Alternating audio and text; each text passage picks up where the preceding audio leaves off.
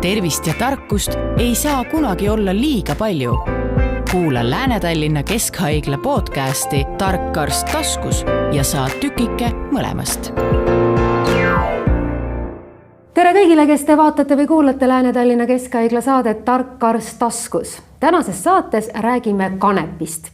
Ainest, mis tekitab ühiskonnas päris palju vastakaid arvamusi, kuid mille mõju inimese vaimsele ja füüsilisele tervisele ei saa kindlasti alahinnata. Saates on külas Lääne-Tallinna Keskhaigla psühhiaatriakeskuse ülemarst juhataja, psühhiaater ja psühhoterapeut dr. Ants Kask. Ja räägime sellest, kuidas kanep inimese aju mõjutab ja millised riskid võivad kanepi tarbimisega kaasneda. Tere tulemast! Tere! No, alustame vast sellest, et kui tihti üldse psühhiaatri kabinetti satub inimene, kes ütleb, et jah, ma tarvitan kanepit ja võib-olla tõesti see on minu jaoks probleem. No, neid ikka satub, aga see ei ole, nad ei tule nagu aktiivselt ise, et see tuleb enamasti võib-olla see tarvitamine välja selle suhtlemise käigus. Nad tulevad mingi muu probleemiga ja siis? Et psühhiaatri poole ikkagi pöördutakse selliste teiste nagu vaimse tervise probleemidega põhiliselt, et ärevus, meeleoluhäired, unehäired ja tihtipeale ei osata seda tarvitamisega nagu seostadagi. Et võib-olla siuke väga selge seos kanepiga on muidugi need psühhoosideks, et sellest on nagu palju räägitud, aga on ka selliseid teisi vaimse tervise probleeme, mida tihtipeale kanepi tarvitamisega ei osatagi seostada. Ja võib-olla selline üldine lähenemine üldse oleks, et kui inimene esmaselt tuleb mingisuguste probleemidega, et siis tuleks alati ka küsitleda teda nende psühhoaktiivsete ainete tarvitamise suhtes.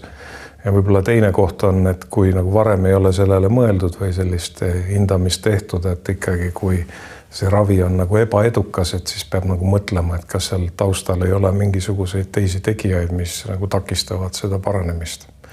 Ja seda tuleb ette, erinevates vanusegruppides on erinev, et noortel väga levinud, eakamatel vähem, aga selle peale peab mõtlema. Kui avameelsed inimesed psühhiaatri juures on, et kui jõutakse selle küsimuseni, et kas ta tarvitab midagi, näiteks kanepit, et kas inimesed nagu ütlevad selle välja, et on nad oma vaimse tervise paranemisest niivõrd huvitatud, et nad ikkagi ei hakka seda varjama? See võib olla nii ja naa, et on neid patsiente ka, kes tulevad ja on juba teadvustanud probleemi ja kuskilt kuulnud ja lugenud, et see võib olla kanepi tarvitamisega seotud, siis nad räägivad üsna avameelselt sellest ja ka nagu haakuvad päris hästi nii-öelda ravi mõttes, et näevad seda ise probleemina ja otsivad nagu lahendust. Aga siis on teisi tõesti, kes nagu ei pea seda probleemiks, kes üritavad varjata, kes võib-olla nagu ka kardavad, et sellel on mingisuguseid nii-öelda tagajärgi, et nemad nimeelsesti muidugi ei räägi. Kas tuleb meelde äkki mõni selline olukord ka, et kus inimese, kes on käinud teie vastuvõtul, et kus inimese vaimse tervise halvenemine on otseselt olnud seotud kanepi tarvitamisega? Ütleme, seda näeb võib-olla kõige rohkem ikkagi sellistel erakorralistel hospitaliseerimistel, et kus see reaalsuse taju on väga häiritud ja inimene on psühhootiline. Teistel juhtudel, kui see tuleb nagu välja, et siis see seos võib-olla ei ole niivõrd nagu otsene, et ta on siuke pikemat aega olnud ja me nagu mõtleme, et tõenäoliselt see on väga olulist nagu rolli mänginud, aga seda me nii täpselt alati ei tea.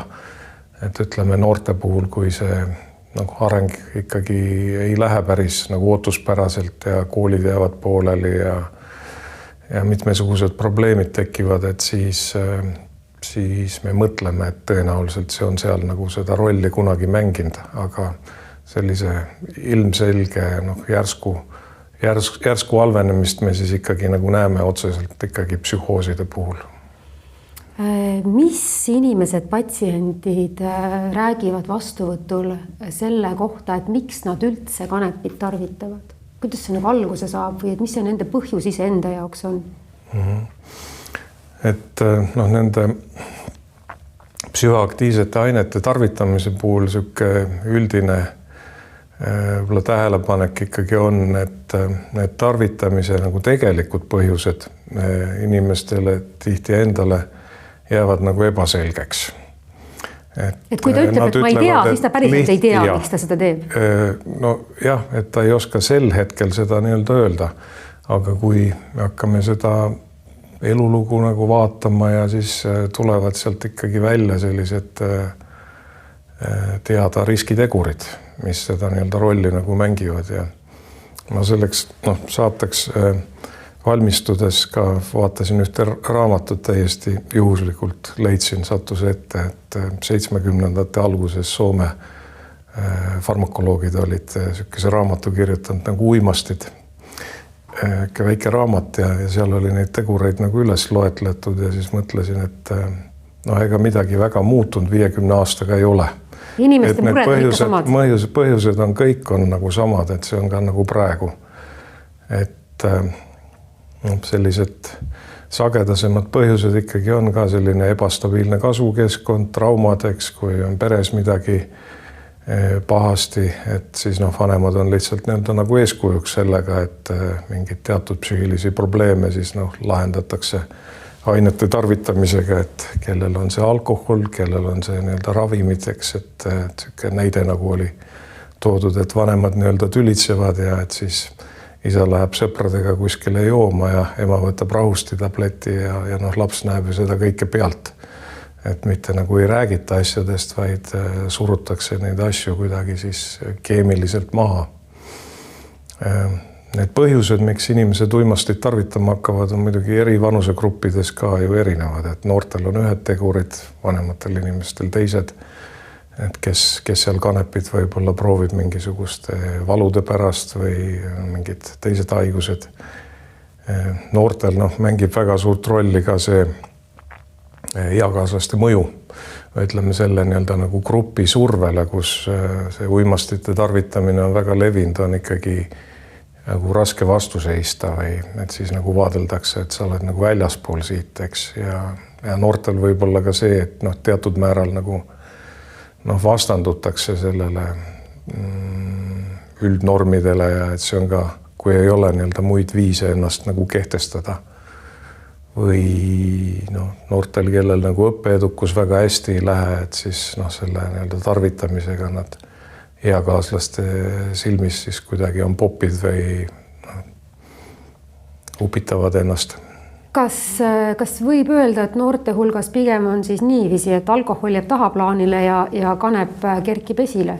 Uuringutega sellist trendi tõesti on nagu näidatud, eks, ja ma mõtlesin ka, et mis siis nagu tänapäeval võib-olla selline esimene psühhoaktiivne aine on, et siis tõenäoliselt isegi tundub, et see kanep võib olla esimene, et kanep võib tulla isegi enne nagu alkoholi, et seal on nagu teatud võib-olla erandeid mingid, aga kindlasti see mõjutab väga palju, et mis on kättesaadav ja mis seal grupis nagu liigub, et võib nii ja naamoodi olla. Ja see tänapäeva teema võib-olla ka see on, et mitte ei eelistata ühte asja teisele, vaid on selline segakasutus. Ja siis inimestel ka tekib seal selline illusioon, et konkreetselt ühestki ainest ei olda nagu sõltuvuses või nad arvavad, et ei ole sõltuvuses, aga see on see kompleks, et teatud regulaarsusega kogu aeg tarvitatakse midagi. Lõpuks vist kaob võib-olla ka see arusaamine ära, et milline ma üldse enne olin, et ei oskagi enam väga võrrelda. See minast arusaamine, et see kindlasti nagu muutub või ütleme, iseenesest see fakt ise, et kui inimene hakkab tarvitama mingeid uimasteid, eks, mis on illegaalsete ainete nimekirjas, et see näitab, et see häiritus on ju eelnevalt olemas juba, et see ei pruugi olla tagajärg, aga selline valmisolek on enne nagu olemas ja põhjused, eks mõni proovib huvist, mõni selleks, et leevendada mingit oma sellist pingeseisundit, et ja see psühhoaktiivse aine toime kindlasti juba muudab ja seda arusaamist iseendast ka, et kuidas inimene ennast nagu näeb, et kas ta on selline sõltumatu, ettevaatlik võib-olla, eks, või siis toetubki, reguleerib enda sükest meeleseisundit ainetega ja tavaliselt see on süke süvenev nagu probleem, et siis ühel hetkel enam tuntakse, et ilma ei saa ja mingisugust nagu muud nii-öelda lahendust ei ole. Et noh, eks me näeme seda psühhiaatrias muidugi ju ka, et seal on nii-öelda teised ravimid ka, mis ju sõltuvust põhjustavad, näiteks rahustid, bensodiasepiinid, uinutid, eks, et ka seal on inimesed tihti sellises olukorras, et nad muud väljapääsu nagu ei näe, et tuleb neid aineid nagu tarvitada, kuigi arstid hoiatavad, et see pikaajaline kasutus on teatud riskidega seotud ja nii edasi. Mulle näib, et kanepit peetakse üldiselt pigem ohutuks. Kui ohtlik see lähenemine on?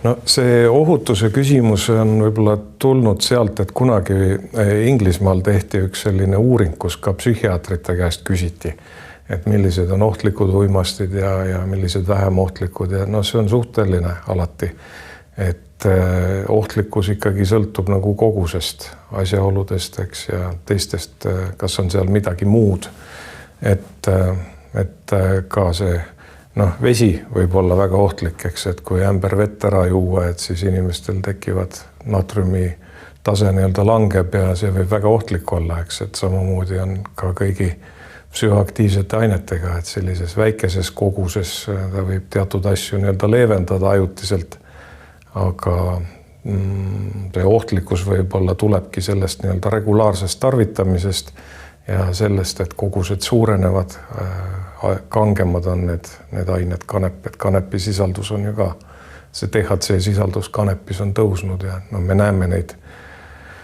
teist laadi probleeme võib-olla või neid nagu rohkem, kui need kunagi varem on olnud. Et kindlasti ta ei ole, on nagu ohtlik uimasti ikkagi. Et omad probleemid on seal, sõltuvus, psühhoosid ja aga nii on kõigi ainetega. Olete nagu täheldanud seda ka, et mõne inimese puhul, et kui ta oleks jõudnud õigel ajal psühholoogi ja psühhiaatri juurde, võib-olla ta ei oleks jõudnudki siis kanepi juurde? Seda on raske takkajärgi öelda, et võib ka nii öelda, et kui nad kanepit tarvitama hakkavad, et siis tekivad probleemid ja lõpuks siis nad jõuavad psühholoogi juurde. Võib ju ka nii mõelda, et kui inimesel on ärevus, siis ta hakkab kanepit tarvitama, et seda leevendada, aga kui ta oleks õigel ajal võib-olla abi saanud, siis ta poleks seda kanepit tarvis olnud. Et selle ärevusega on üldse muidugi nii, et ühest küljest nagu vaadeldakse seda sellise normaalse reaktsioonina, eks, aga see on ka ajas nii-öelda muutunud, et ikkagi ärev inimene on selline neurootiline inimene, eks, ja seda omal ajal ikkagi nagu vaadeldi sellise psühhopatoloogiana või, et need olid nii-öelda inimesed siis, kes otsisid nagu abi, et praegu on seda, mida peetakse normaalseks, on see, et mida on nii-öelda rohkem. Et kui enamik inimesi on ärevad, siis peetakse nagu ärevust normaalseks, eks. Aga inimesele see on pidev ärevus on ikkagi häiriv, et nii-öelda teatud määral ärevus on vajalik seal esinemine, sooritus, spordivõistlused, eks kõik, aga kui inimene on pidevalt ärev ja sellel ei ole sellist teadaolevat põhjust, et siis on see ikkagi nagu kurnav ja põhjustab organismile stressi ja muutusi, et see kindlasti ei ole hea ja selle osas tuleks nagu abi otsida või aru saada, et kus see nagu ärevus tuleb. Et muidu öeldakse et see ärevus tekib siis, eks, kui inimene, see pea ei pane seda nii-öelda pilti nagu kokku, et tavaliselt ikkagi suudetakse nagu välja mõelda, et mis asi see on siis ikkagi, mis nagu seda ärevust põhjustab või sükest ajutist ebamugavustunnet ja peale seda siis tuleb mingisugune rahunemine ikkagi. Aga kui selleni üldse nagu ei jõutagi, et siis see ongi selline nüüd olukord, et kus inimene ei saa selle vaimse tööga, mida aju peaks tegema nagu hakkama, et ei mõelda välja seda, mis seda ärevust või mingit muud halba enesetunnet nagu tekitab. Ideaalis võiks see olla nii, et vaimse tervise abi saamine peaks olema lihtsam kui oma selle kanepidoosi saamine. Jah, see on, öeldaksegi, et kuidas nagu ained toimivad ja kuidas selline psühholoogi abi toimib, et see psühholoogi abi ikkagi nagu muudab inimest seespoolt, et see asi hakkab nagu seespoolt väljapoole töötama, aga need ained ikkagi siis nii-öelda vaigistavad, et need mõjutavad nagu väljaspoolt ja nad seda probleemi ei lahenda. Ajutiselt võib-olla suruvad alla, eks, aga see nii-öelda sisuline mure seal, et selleni nagu ei jõuta. Milline see meditsiinilise kanepi ja nii-öelda meelelahutusliku kanepi erinevus üldse on? No farmakoloogi vaates seal vahet ei ole, et lihtsalt sama asja kasutatakse erinevatel eesmärkidel. Ja sellist meditsiiniline kanep ta iseenesest ei ole midagi erilisteks, et seal on küll olemas preparaadid, kus on natuke puhtamaks neid asju tehtud, et THC-d on rohkem ja CBD-d on vähem, eks, et selles tavalises kanepis on kõike ja seal need kontsentratsioonid ka varieeruvad, aga see vahe on selles, et mis eesmärgil siis mida nagu kasutatakse. Et see meelelahutuslik kanep on see, mida inimesed ise kasvatavad ja meditsiiniline on see, mis on siis arsti poolt mingil meditsiinilisel näidustusel kirjutatud ja see kvaliteet on mingil määral ka ikkagi nagu kontrollitud, et ei saa niimoodi, et nii-öelda see kanep muutub nii-öelda meditsiiniliseks lihtsalt sellepärast, et ta on arsti poolt nagu soovitatud, aga ta on ikkagi kuskilt põllu pealt või potist, eks ja. Kuidas see THC üldse inimese, seal kanepi sees see THC, eks ole, et kuidas see inimese aju mõjutab? Ajus on olemas sellised retseptorid, mida nimetatakse kannabinoidide retseptoriteks. Neid on erinevat tüüpi, 1, 2 ja ajus on ja mujal kehas on ka. Ja nendel on selline oma aine inimesel siis olemas, mis sinna nendele retseptoritele seondub või neid on mitmeid erinevaid, neid nimetatakse endokannabinoidideks ja need endokannabinoidid tavaliselt siis vallanduvad siis, kui näiteks inimesel on mingisugune pingutus, ütleme näiteks, miks tekib treening eufooria, on, et seal vabanevad nii endopioidideks, mis põhjustavad sellist heaolu tunnet ja endokannabinoidid samamoodi vabanevad ka füüsilise pingutuse korral, et see on selline inimesel selline premeerimise süsteem. Nii et inimene, kes tarbib kanepit, võiks sama hästi trenni teha, et mingil määral see heaolu tunne on sarnane. Ja üks nagu põhjus ka, miks uimasteid tarvitatakse, on, et seda heaolu tunnet tahetakse hästi kergesti ilma nagu tööd tegemata saavutada. Aju ei taha pingutada, keha ei taha pingutada, andke mulle see hea tunne niisama ja kohe. Ja selle tagajärg siis on see, et kui selliseid väliseid aineid manustada, siis see süsteem läheb nii-öelda nagu paigast ära. Et kui see endokannabinoidid vabanevad nagu loomulikul teel, siis ei ole neid kunagi nagu liiga palju. Et parasjagu nad annavad oma efekti ja see süsteem on nagu tasakaalus, aga kui neid väljaspoolt nüüd juurde anda, siis tekib selline asi, et need retseptorid siis, kus need ained toimivad, nagu saavad aru, et seda kõike on nagu liiga palju ja nad reageerivad nii, et nende retseptorite arv nagu väheneb ja siis nende nagu toime nii-öelda nagu nõrgeneb. Ja see toob nagu kaasa mitmesuguseid negatiivseid nii-öelda muutusi, et mis on seotud sellega siis, et tekivad mitmesugused muutused ka psüühikas, et ärevus võib suureneda, meeleoluhäired võivad tekkida. Et omal ajal ka olid sellised ühed ravimid, mida püüti kasutada kaalu langetamiseks, et need blokeerisid need kannabinoidide retseptorid ära ja siis leiti, et see ravim tegelikult oli väga ohtlik, sest ta põhjustas osadel patsientidel sellist tõsist nagu depressiooni, mis suitsiidkatsed suurenesid ja sellepärast võeti ära.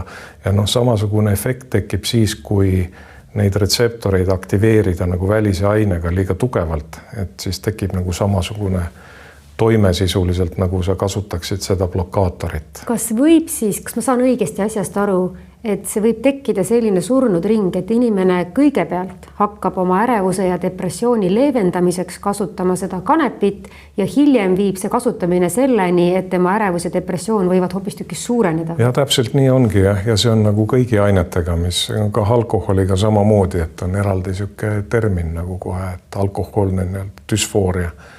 et samamoodi võib ka kanepiga olla. Kanepiga on natuke selles mõttes keerulisem, et erinevalt nagu alkoholist ta püsib organismis suhteliselt kaua ja see efekt ei tule nii selgelt, nii ruttu välja, et ikkagi kuskil nädal aega on see THC ajus, aga et siis hiljem võivad tekkida unehäired, ärevushäired, meeleoluhäired. Aga see põhimõte on jah nii-öelda sama, et kõik, mis nii-öelda teeb selle meele heaks ja rõõmsaks kiiresti, et see võib anda sellist tagasilööki hiljem, et tekivad. Kuidas näeb välja kanepisõltuvus, kui selline asi üldse olemas on?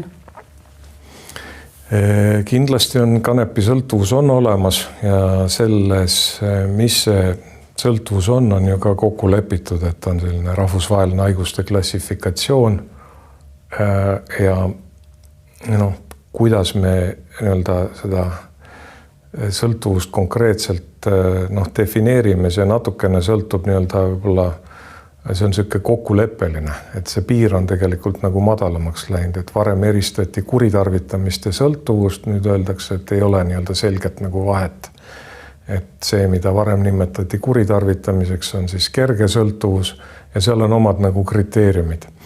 Et üks, ütleme, see sõltuvus võib olla kahte tüüpi, et on psüühiline sõltuvus ja füüsiline, et füüsilise sõltuvuse puhul tekivad siis mingid ärajääma nähud, et need on erinevatel ainetel erinevad, selline rahutus, higistamine, ärevus, need on tüüpilised füüsilise sõltuvuse tunnused, aga psüühiline sõltuvus on siis see, et kus inimene leiab, et tal ikkagi on see aine nii-öelda vajalik, ta jätkab seda tarvitamist vaatamata sellele, et on juba mingi kahjulik toime ilmnenud, et ta ei suuda loobuda.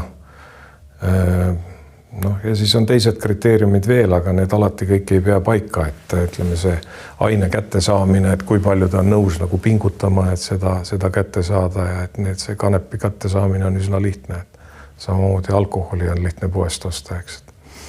Et see on, ütleme, üks kriteerium sõltuvusel on kindlasti on, et aine tarvitamist jätkatakse vaatamata sellele, et on juba tekkinud mingi kahju, inimene on teadlik sellest, ta on üritanud loobuda, tal ei õnnestu, et siis me saame rääkida nagu sõltuvusest. No, olete varem meedias maininud seda, et päris paljud need patsiendid, kes saabuvad esmase psühhoosiga, on tarvitanud ka kanepit, et kuidas see seos nagu välja näeb?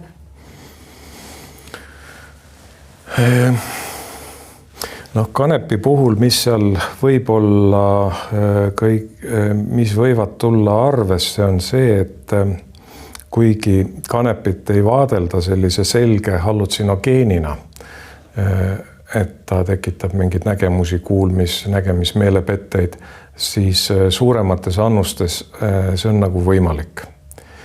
Ja samuti kanep tekitab selliseid reaalsuse tajumise muutusi, et tundub, et aeg läheb kuidagi aeglasemalt ja võivad seal tekkida ka mitmesugused luulumõtted, et inimesel on mingid erilised omadused ja suuremate annuste puhul ka kanep siis võib tekitada sellist paranoiat, et kus inimesel hakkab tunduma, et mingid asjad võivad juhtuda või keegi võib teda nagu kahjustada ja see ongi siis nii-öelda psühhoosi sisu. Et need valdavalt siis avalduvad sellist suuremate annuste kasutamisel, et võib olla selline äge psühhoos, aga teatud juhtudel võib olla ka nii, et see psühhoos, mis vallandub, see ei lähegi nii-öelda nagu üle, et tekib selline nii-öelda nihe. Ja põhimõtteliselt väga paljud psühhoaktiivsed ained võivad sellist nii-öelda psühhoosi tekitada, see psühhoos võib tekkida igas vanuses, eks, et mida ka väga hästi ei teata on, et samamoodi ka alkoholi ju peetakse selliseks riskifaktoriks, mis on seotud psühhoosidega, et see võib tekkida nii-öelda võõrutusnähtudega seal, selline klassikaline deliirium, aga on ka sellised, see on nagu kindel uuringutega tõestatud, et kui inimene tarvitab pidevalt alkoholi, siis tal ühel hetkel võib ka skisofreenia vallanduda, et kanep siin selles mõttes ei ole nii-öelda erand, et kõik paljud sellised nii-öelda reaalsustaju häirivad psühhoaktiivsed ained siis võivad selle psühhoosi esile kutsuda ja kanep sealhulgas. On see siis nii, et need inimesed, kellel on näiteks suguvõsas esinenud skisofreeniat, võiksid kanepist nagu väga kaugele hoida, sest et see võimalus, et see siis kanep nende skisofreenia kuidagi ellu äratab uinuvast olekust on siis suurem kui teistel? Ma arvan, et nagu kanepist eemale hoida on mõistlik nagu kõigil inimestel, sellepärast et kui me nagu räägime sellest riski kasvust, siis on teada, kui suur see on. Eks, et öeldakse, et see kanepi laiem kasutus on seotud skisofreenia levimuse kolmekordistumisega. Teatud vanusegruppides see risk on oluliselt kõrgem, öeldakse, et noored teismeeas, kes hakkavad kasutama, see risk kasvab kuskil 20 korda. Ja see 20 korda on päris suur number. Et on ka öeldud jah, et kui selleks, et ühel patsiendil tekiks mingid psühhootilised elamused, peaks siis 20 inimest tarvitama kanepit regulaarselt mingisuguse aja jooksul, et siis ta tekib. Ja see, et kui perekonnas ei ole esinenud nagu psühhoose või bipolaarset häiret või mis on nagu üks spekter vaadatakse, et see tegelikult ei garanteeri, et sellel inimesel psühhoosi ei teki. Et lihtsalt nendel, kellel on siis suguvõsas olnud selliseid haigusi, nende risk on veelgi kõrgem. ATH tunnustega inimesed kipuvad ka kanepi poole vaatama, et milline see seos on või miks see nii on? No ATH-ga patsientidel on risk kõrgem kõikide psühhoaktiivsete ainete tarvitamiseks ja võib-olla seal on nagu see ootus ka, et see tõstab, et mida nad nagu sellest ootavad. Ja mida ATH-ga patsiendid ju kirjeldavad, on see, et korraga on nii palju asju nagu käimas või nad on kõige selle müra poolt mõjutatavad. Ehk siis nende peas toimub kogu aeg liiga palju.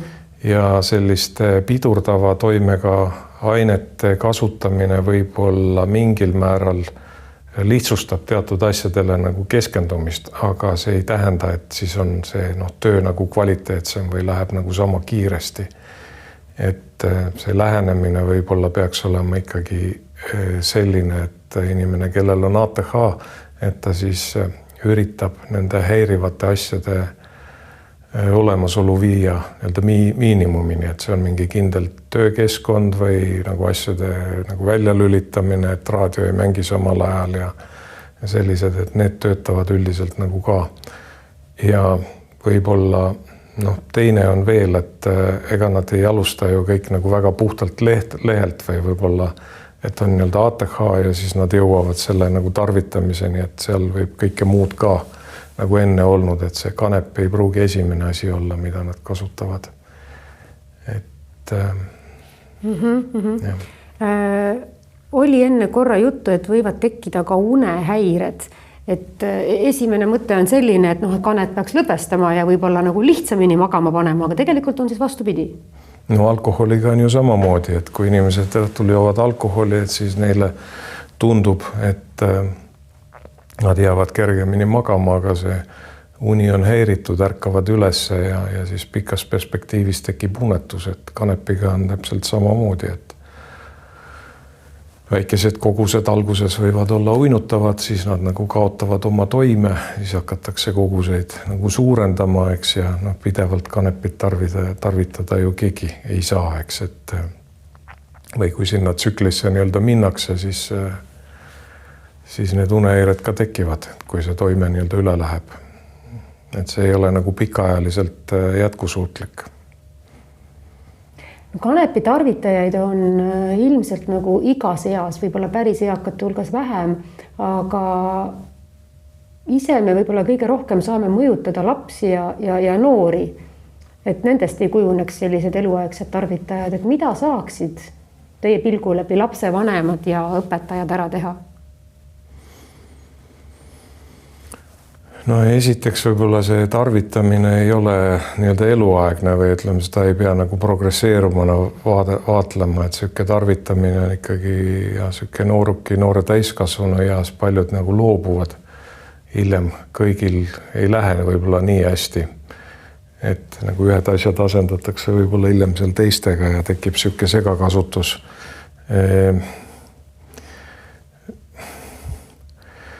Noh, ma arvan, kõige olulisem võib-olla oleks ikkagi sellise üldise nagu tauniva suhtumise tekitamine. Aga seda on raske tekitada olukorras, kus paljud riigid legaliseerivad seda.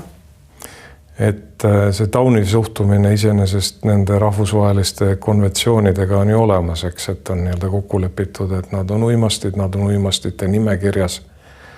Ja see, mis nagu maailmas on toimunud, et võib-olla või miks nagu mõned riigid on seda teed nagu läinud, eks, et meil ju ka ühiskonnas alkohol on legaalne, keegi ei ütle, et alkohol on hea selle pärast. Just, ja samamoodi on ka kofeiin, eks ole, ka, mis on nagu sõltuvust tekitav aine, on legaalne ja nikotiin on, eks ole, legaalne, aga kofeiini või nikotiini tarvitamise pärast enamasti kellegi haridustee ei jää pooleli või keegi ei kaota nagu oma töökohta. Et see legaliseerimise pool on võib-olla nagu tulnud sellest, et poliitikute hulka on ka nagu sattunud selliseid inimesi, keda võib nimetada uimasti filosoofideks. Et nad nii-öelda arvavad, et see on nagu millekski hea ja nendel endal on tihti peale selline nagu tarbimiskogemus nii-öelda olemas ja siis nad üritavad seda nagu laiendada või öelda, et näete, et minuga ei juhtunud ja et ilmselt see on nii-öelda hea asi ja eks seal on sihuke majanduslik surve ju ka taga. Et ütleme, kui need asjad on nagu... Kui 20 inimesest ütleb 19, et aga minuga ju ei juhtunud. Et see on võib-olla suur viga või selline eksperiment, mis on nagu tehtud praegu seal Põhja-Ameerikas ka ja neid andmeid, kui on analüüsima hakatud ja kokku võtma, et siis on seal väga sellised ebameeldivad asjad tegelikult välja tulnud, et see kahju on sellest legaliseerimisest täiesti olemas ja mõistlik oleks see asi nagu tagasi pöörata tegelikult. Aga sellise liberaalse suhtumisega käib see kaasa, et ise teate, mis teete, ise vastutate, eks, ja paraku sinna hammasrataste vahele jäävad paljud inimesed. Nojah, me ei ole suutnud alkoholi puhul õpetada inimesi piiri pidama ja kes teab, kuidas see kanepi puhul nagu lõpuks kujuneb. Kuidas teile tundub, et kas meil on piisavalt vaimse tervise spetsialiste, kes võiksid aidata neid inimesi, kellel on soodumus või kalduvus sõltuvusteks, olgu see siis alkoholisõltuvus või siis kanepi sõltuvus, et kuidas teha nii, et inimesed pöörduksid pigem vaimse tervise spetsialisti poole ja vähem nende ainete poole? Vaimse tervise spetsialistidena siis me vaatame ju vaimse tervise õdesi, kliinilisi psühholooge ja psühhiaatreid ja kedagi neist ei ole nagu piisavalt, eks, et neid kõiki oleks nii-öelda juurde vaja.